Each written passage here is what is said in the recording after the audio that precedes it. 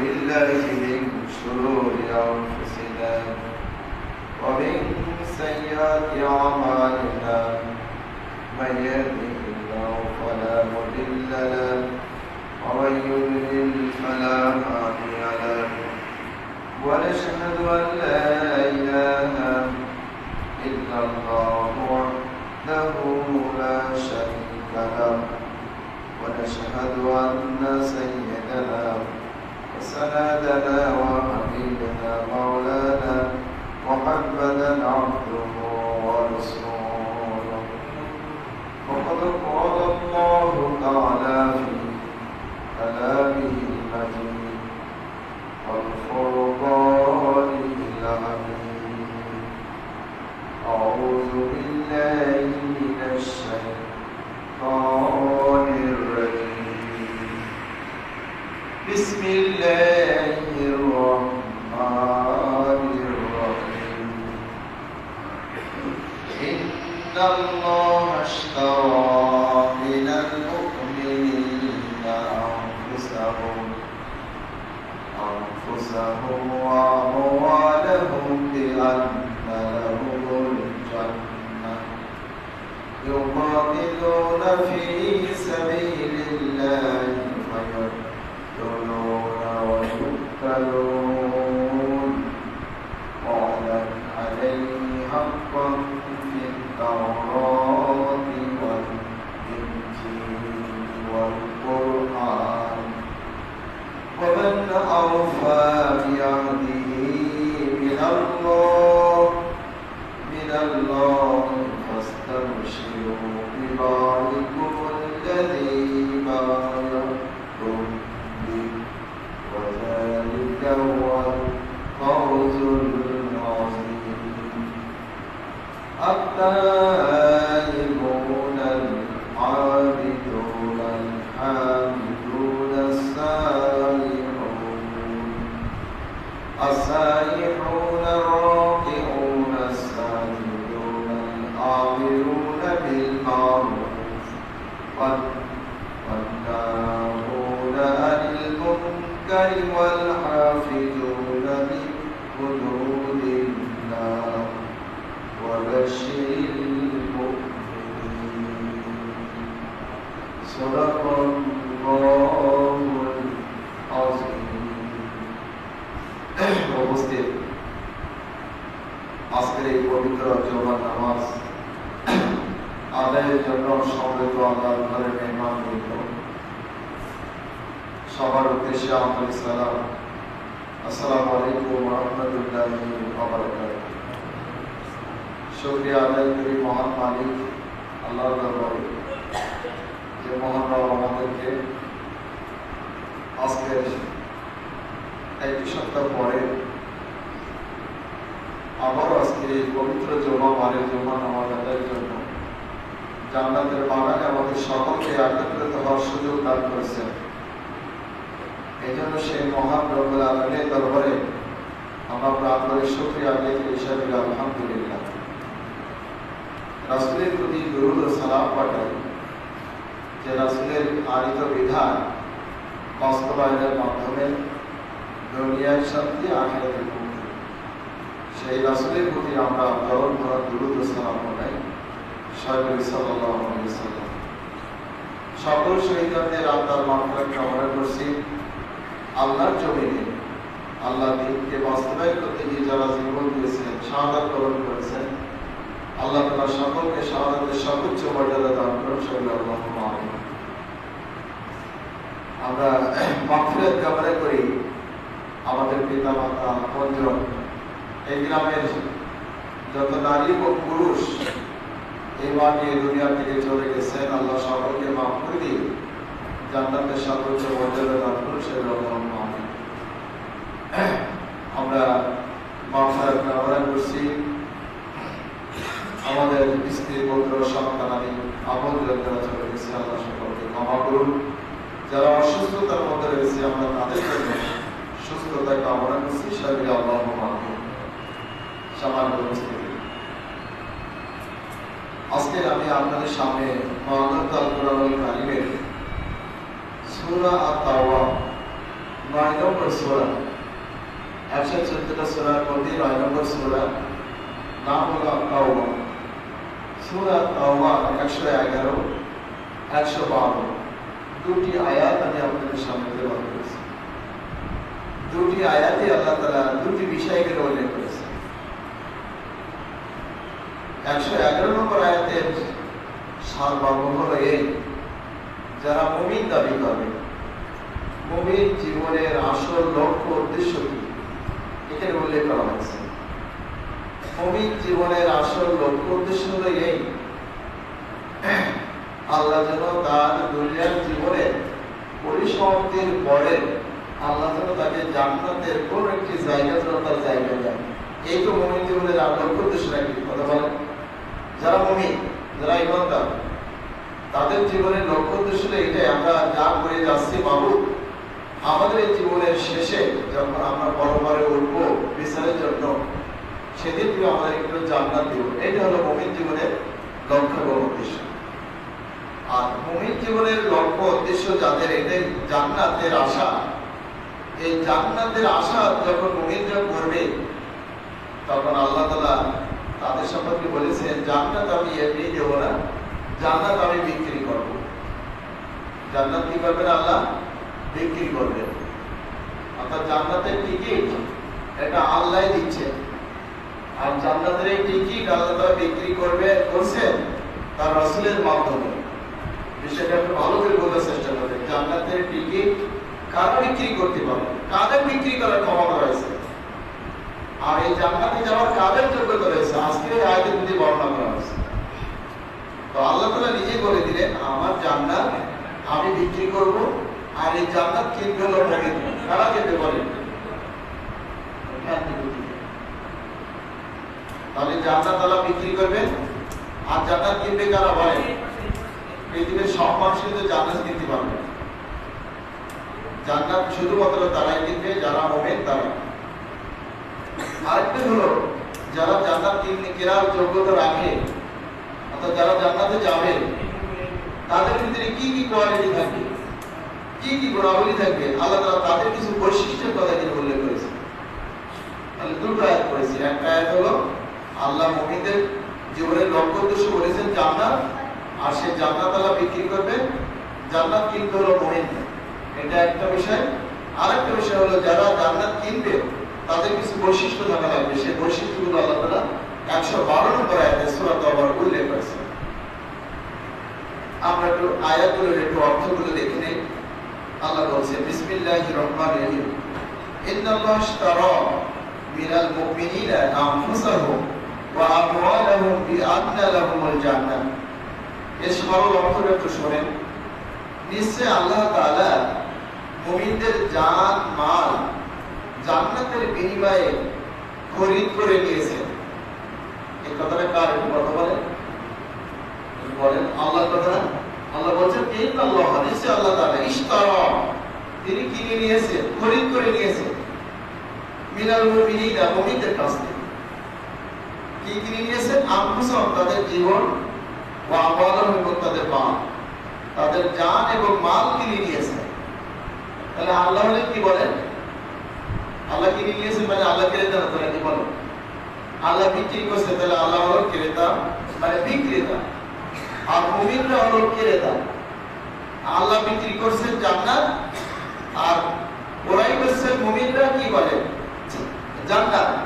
মুমিনরা দেবে তার বিনিময়ে জান এবং মাল। বিআন্না লাহুমুল জান্নাহ, জান এবং মালের বিনিময়ে আল্লাহ বলছেন আমি তাদেরকে জান্নাত দিব। তাহলে পৃথিবীতে মানুষ আমরা যে যে পর্যায়ে আছি, প্রত্যেকেই কিন্তু আমরা জান্নাতে যেতে চাই।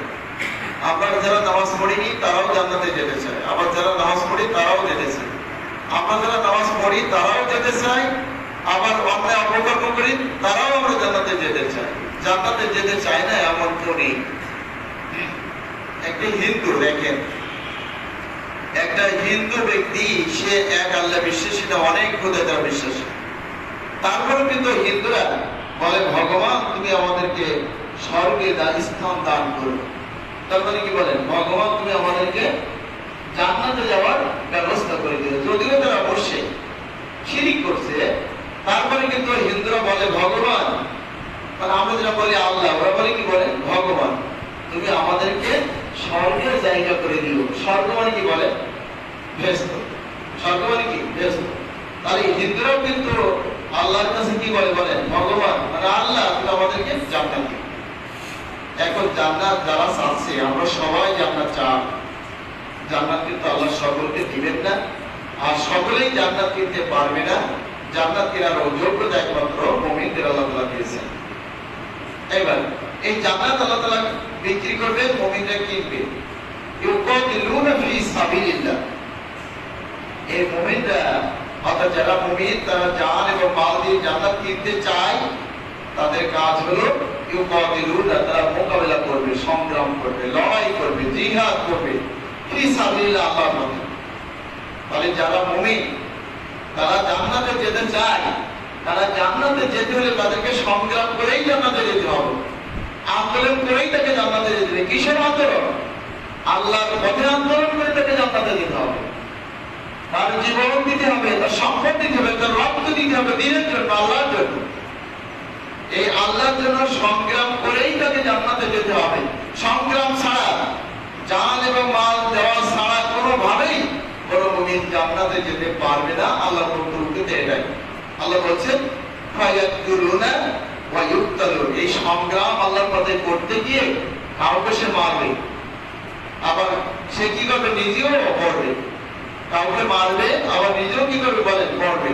তাহলে যখন সংগ্রাম হয়, লড়াই হয়, তখন কিন্তু আমি বাঁচবো কি বাঁচবো না এই সিদ্ধান্ত কিন্তু তার কি বলে আগে নিয়ে নিতে হয়। তোমার মৃত্যু হয়ে যেতে পারে, আমি শহীদ হয়ে যেতে পারি।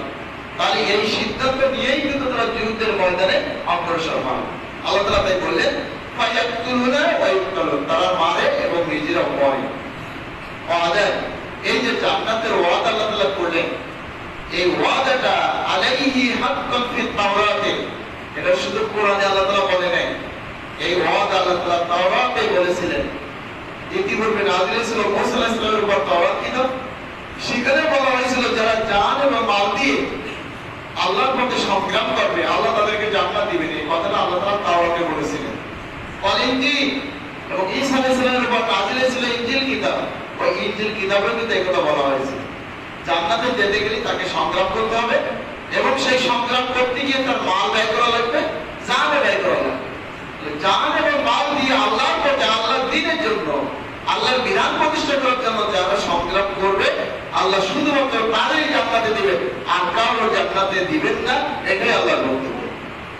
জান্নাতের কামনা করলাম আর জান্নাতে চলে যাবো, এটা কখনো আশা করা যায় না। আর জান্নাতের যাওয়ার জন্য যে শর্ত আরোপ করে দিয়েছে জান এবং মাল দিয়ে দিবে, তাহলে জান এবং মাল যদি দেওয়ার সিদ্ধান্ত যদি আপনাকে গ্রহণ করতে পারি, তাহলে আল্লাহ আপনাকে আমাকে জান্নাতের টিকিট দিবে। এছাড়া কোনোভাবে জান্নাতের টিকিয়ে কোনোভাবেই কোনো মানুষ আপনি আমি কেউ লাভ করতে পারবো না। এরপর আল্লাহ তাআলা বললেন ওয়াল কোরআন, এই কোরআনের কিন্তু তোমাদের ওয়াদা করা আছে। ওয়ামান আওফা বিআহদিহি মিনাল্লাহ, আল্লাহর চাইতে ওয়াদা পূরণ করতে পারে আর এমন কেউ কি আছে? তাহলে আল্লাহ যে ওয়াদা করে সে ওয়াদা আল্লাহ তাআলা কি করেন বলেন পূরণ করেছেন।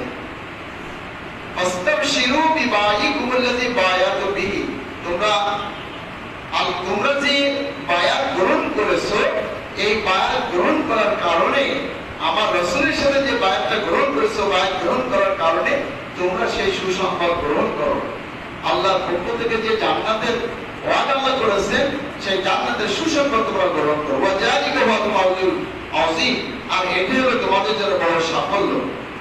এটা হলো জান্নাত আল্লাহ তাআলা বিক্রি করবেন কাদের কাছে? মুমিনদের কাছে। সেই কথা এখানে উল্লেখ করেছেন। আসুন, এই আয়াতটি সূরা তাওবার 111 নম্বর আয়াতটি কখন নাযিল হয়েছে আমরা একটু প্রেক্ষাপটটা একটু জেনে নেই।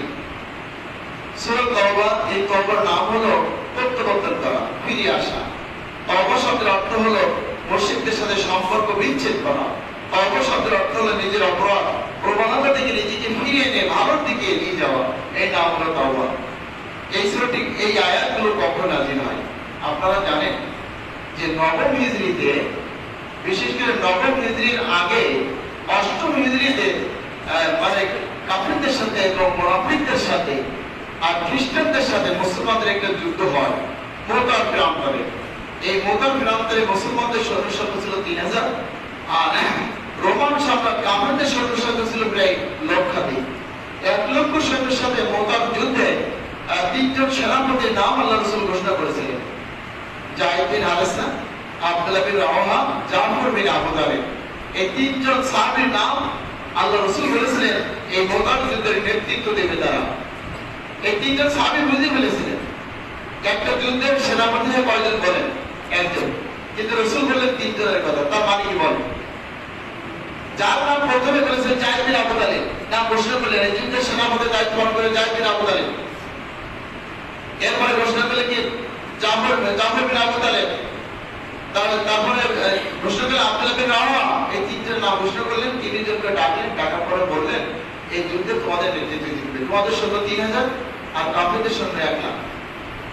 তখন চিন্তা করলেন যে এই সেনাপতির দায়িত্ব যখন ঘোষণা করে বললেন, তখন নিশ্চিত ওনারা বুঝতে পারলেন যে এই 3 জনই এই যুদ্ধের ময়দানে কিন্তু তারা শহীদ হয়ে যাবে। এই মুতার যুদ্ধের ঘটনা আপনাদের জানা আছে। যুদ্ধ হলো 3 জন সাহাবী শাহাদাত বরণ করলেন, যায়েদ বিন সাবিত রাদিয়াল্লাহু আনহু, আব্দুল্লাহ বিন রাওয়াহা, জাফর বিন আবু তালিব। 3 জন সেনাপতি যুদ্ধের ময়দানে শহীদ হয়ে গেলেন।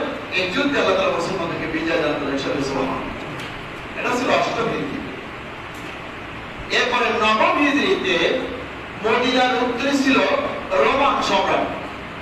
রোমান সম্রাটের বাচ্চা ছিল কাইসার, হেরাক্লিয়াস বাদশা। তখন তার বাচ্চা ছিল কাইসার, খ্রিস্টান বাদশা।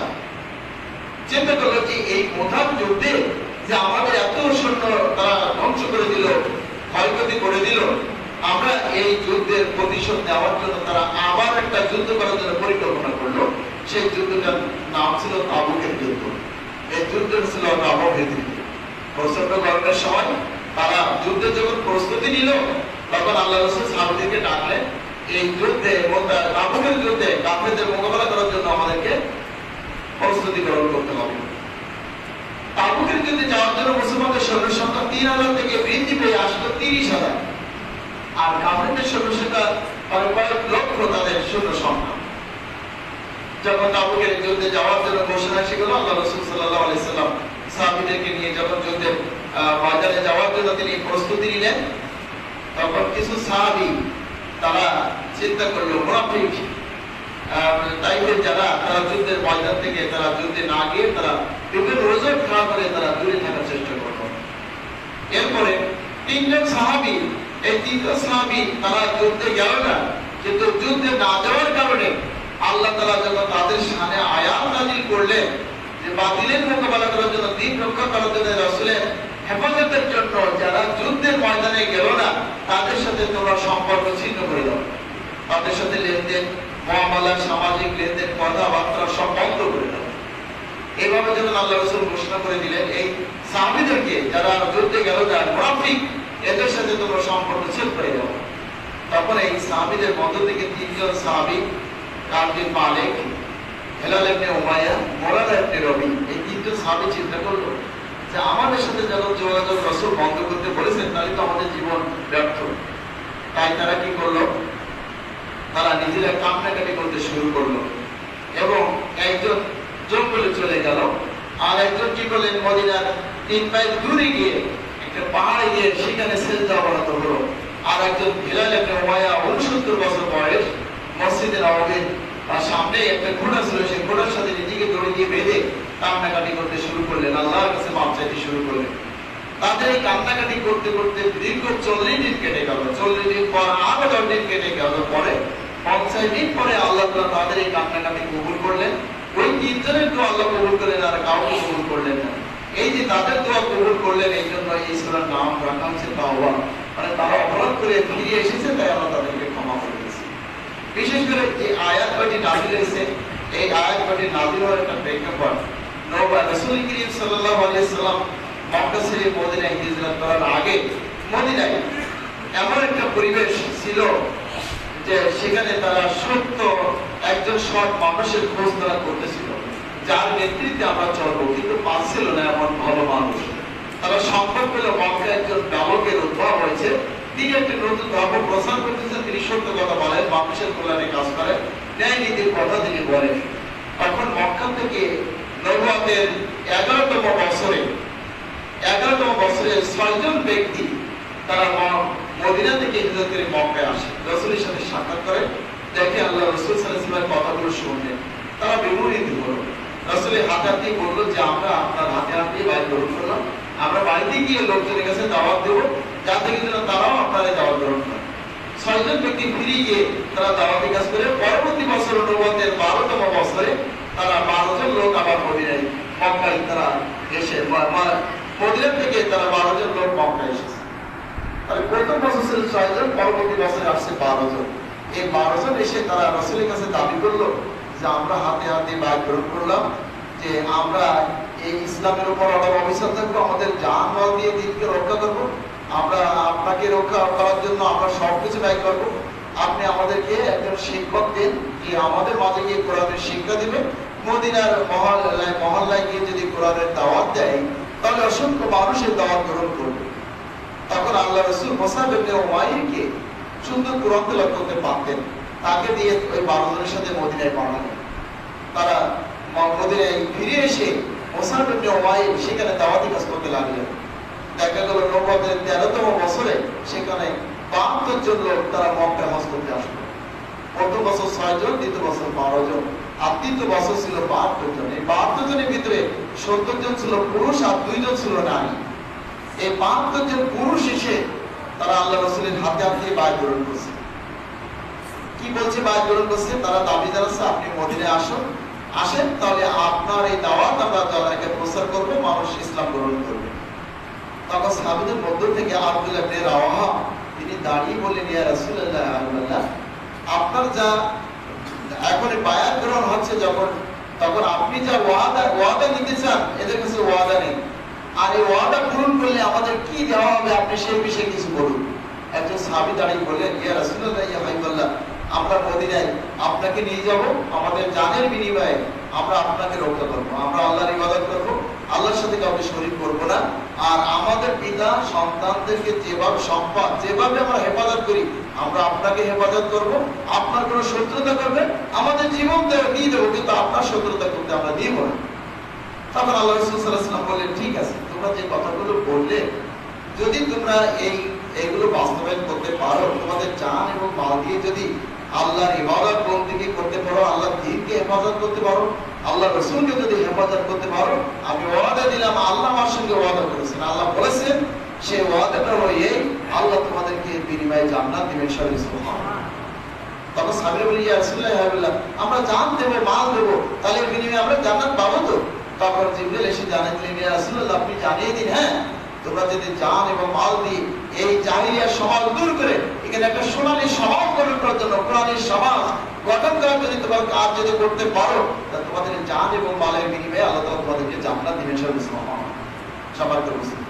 তাহলে এই কথা যখন বললেন সাহাবীরা ফিরে গেলেন, তারা কি করলেন? ওই 72 জন তারা ফিরে গিয়ে রাসূল করিম সাল্লাল্লাহু আলাইহি সাল্লামকে আহ্বান করে গেলেন, আপনি মদিনায় চলে আসুন। সেই নবুয়তের 13তম বছরে কাফেররা জানতে পারলো মুসলমানদের সংখ্যা যখন দিন দিন বাড়তে লাগলো, তাকে হত্যার পরিকল্পনা করলেন। আল্লাহ রাসূল কি করলেন? নবুয়তের 13তম বছরে তিনি মক্কা ছেড়ে হিজরত করে কোন জায়গায় গেলেন? মদিনায় চলে গেলেন। মদিনায় যাওয়ার পরে তিনি মদিনাকে ইসলামের রাষ্ট্র প্রধান তিনি হয়ে গেলেন।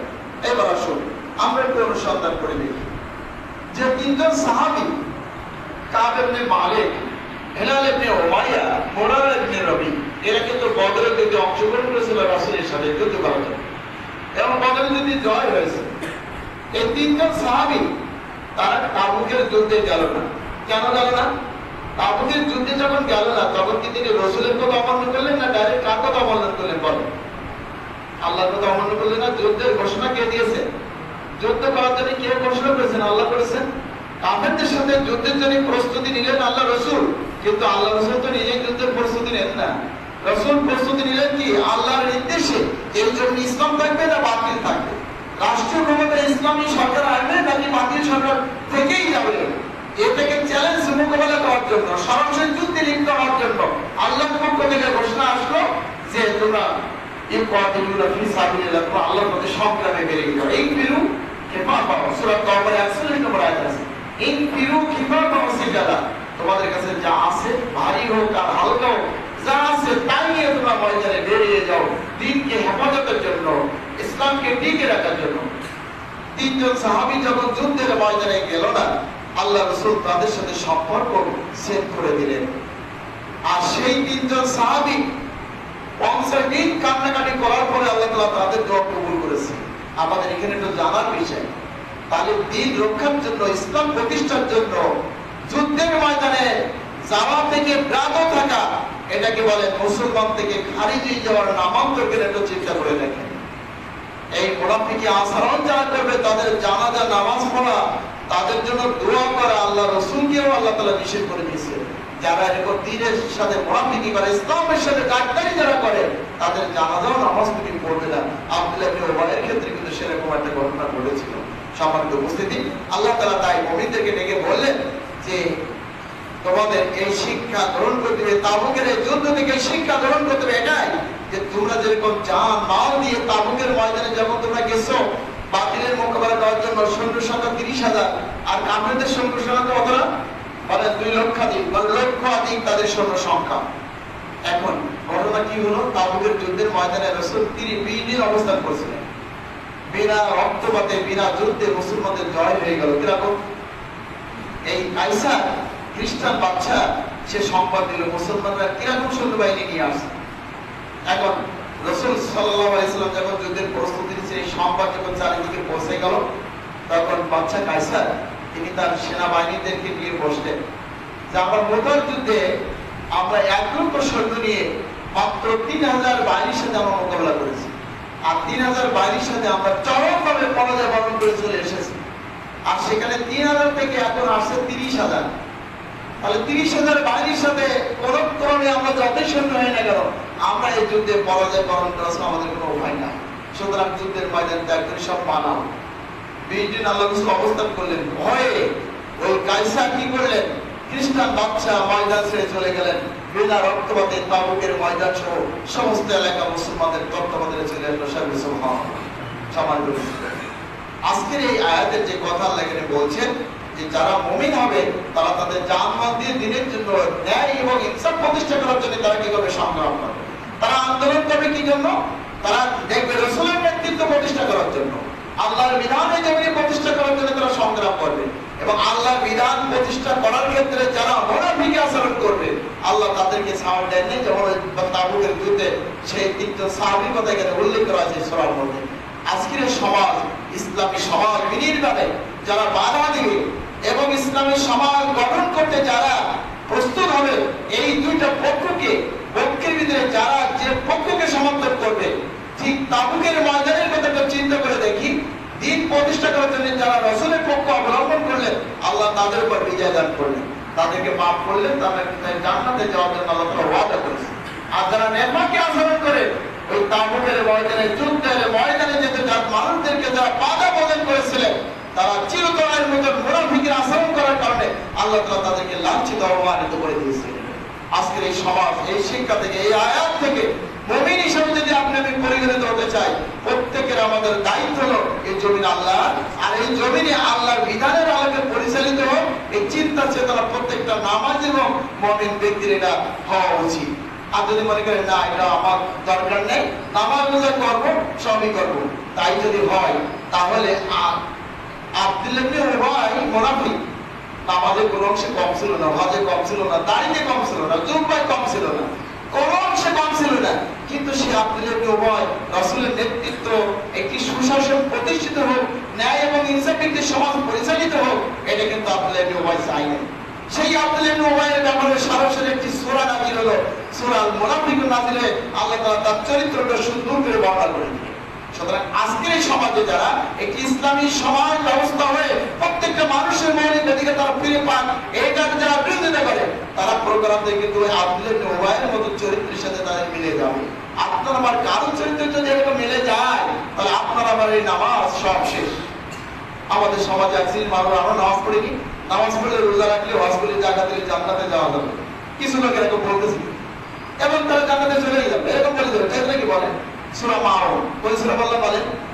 সূরাতুল মাউন। সূরাতুল মাউনের ভিতরে বলা হয়েছে ফাওয়াইলুল লিল মুসাল্লিন, ওই সমস্ত নামাজীর জন্য ওয়াইল নামক দুর্যোগ। কারা? আল্লাযীনা হুম আন সালাতিহিম সাহুন, যারা নামাজ অলসতা করে নামাজ পড়তে গিয়ে অলসতা করে এবং মানুষকে দেখানোর জন্য নামাজ আদায় করে, এই নামাজীদের জন্য ওয়াইল নামক দোজখ। যারা বলছে নামাজ রোজা হজ যাকাত করলে জান্নাতে যাওয়া যাবে, তাহলে কোরআনের এই সূরায় আল্লাহ তাআলা কেন বললেন যে ওই সমস্ত নামাজীদের জন্য ওয়াইল নামক দোজখ?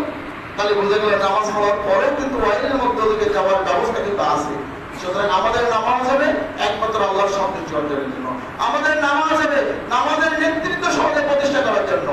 ছোট্ট একটা উদাহরণ দিই, বাস্তব প্রেক্ষাপটটা উদাহরণ দিয়ে কথা শেষ করি। আমরা মসজিদে নামাজের যখন একজন ইমাম আমরা নির্বাচন করি, এই ইমাম কিন্তু আমরা দলমত দেখি না। আমরা দেখি যে ইমাম সবার জন্য কোরআন তেলাওয়াত মাসলা মাসাইল বেশি জানে, আমল আখলাক যার ভালো আছে, যে তাকে আমরা নির্বাচন করি। একজন ইমাম যদি সে চাঁদাবাজ হয়, সে যদি মক্কর হয়, সে যদি জিনাগর হয়, সে যদি মৃত্যুক হয়, সে যদি প্রতারক হয়, আপনারা বলেন তো দেখি তাকে কি আমরা ইমাম নির্বাচন করবো? বলেন, একটু কথা বলেন। আমরা তাকে ইমাম নির্বাচন করবো না। তাহলে নামাজের শিক্ষাটা এটাই, যখন তুমি এক সমাজের কোন নেতা নির্বাচন করবে, তোমাকে লক্ষ্য করতে হবে মসজিদের ইমাম, নামাজের ইমাম নির্বাচন করতে গিয়ে যখন তার ভালো গুণগুলি তোমরা দেখবে, সমাজের নেতা নির্বাচন করার ক্ষেত্রে তোমরা দেখবে তার ভিতরে এই গুণগুলি আছে কিনা। যদি না থাকে তাকে ইমাম হিসেবে মানা যাবে না। এটা হলো আল্লাহর কথা, আল্লাহর বিধান এটা। তাহলে আমি যদি সেই অসৎ ব্যক্তির পিছনে যদি আমি ছুটে যাই, তাহলে আমার নামাজটা কি নামাজ হলো? একটু কথা বলে, নামাজের নামে কি হলো? একটু কথা বলে, হয়তো আমি নামাজের অর্থই আমি বুঝলাম না। সুতরাং নামাজের শিক্ষার আলোকে যদি আজকের এই সমাজটা আমরা পরিচালনা করতে পারতাম, তাহলে সমাজের প্রত্যেকটা মানুষ তার মৌলিক অধিকার ফিরে পেত, শান্তি চলে আসছে সব জায়গায়। সুতরাং জান্নাত আল্লাহ বিক্রি করবেন মুমিনদের কাছে, আর মুমিনদের চরিত্র জান্নাত দিয়ে এই সমাজে দ্বীনের বিধান প্রতিষ্ঠা করা, আল্লাহর বিধানের আলোকে সমাজ পরিচালনা করা। এটা হলো আজকের এই আয়াতের সূরা তাওবার 111 নম্বর আয়াতের এটা। আর 112 নম্বর আয়াতে যেটা বলা হয়েছে, যারা এই মুমিন হবে তাদের কয়েকগুলো গুণ এখানে বলা হয়েছে। তারা হবে তওবাকারী, তারা হবে ইবাদতকারী, তারা হবে আল্লাহর প্রশংসাকারী, তারা হবে আল্লাহর ভ্রমণকারী আল্লাহর দ্বীনের জন্য, তারা হবে সিজদা আদায়কারী, তারা হবে রুকুকারী, তারা হবে সৎ কাজের আদেশ দানকারী, তারা হবে অন্যায় কাজের বাধা প্রদানকারী, এবং তারা অসৎ কাজের নিষেধ করবে, সকল অন্যায় কাজ থেকে বিরত থাকবে, আর তারা আল্লাহর বিধানগুলোকে তারা সংরক্ষণ করবে।